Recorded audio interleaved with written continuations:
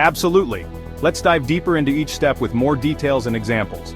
Example: if the company decides to produce ammonium nitrate, a nitrogenous fertilizer, it will cater to regions with nitrogen-deficient soils. The choice is based on soil testing data and agricultural needs. Case study. The Panipat fertilizer plant sources natural gas as a key raw material. The natural gas is reformed to produce hydrogen, which then reacts with nitrogen, sourced from the air, to produce ammonia, a fundamental component for many fertilizers. Example: for producing NPK fertilizers, raw materials such as ammonium nitrate, a nitrogen source, superphosphate, a phosphorus source, and potassium chloride, a potassium source, are mixed in precise ratios, like 10-20-10, ensuring the end product supplies balanced nutrients. Case study.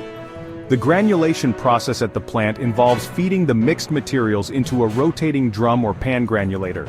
The motion of the granulator causes the materials to form into small, uniform granules. The addition of a binding agent can help form stronger granules. The granules are transferred to a rotary dryer where hot air is used to reduce their moisture content. This step is crucial to prevent the granules from clumping and to ensure they have a long shelf life. Some fertilizers are coated with a sulfur layer to create slow-release fertilizers. This coating helps regulate the release of nutrients into the soil, providing a steady supply over a longer period and reducing the need for frequent reapplication. Case study. At the Panipat plant, samples of the final product are taken regularly to test for nutrient content, granule size, moisture content, and the presence of impurities. Advanced analytical techniques like spectroscopy and chromatography are used for these tests. Example: the final product is packaged in different sizes, such as 25 kilogram, 50 kilogram, or even 1-ton bags, depending on customer needs. These bags are often made of high-density polyethylene or HDPE to ensure durability during transport and storage.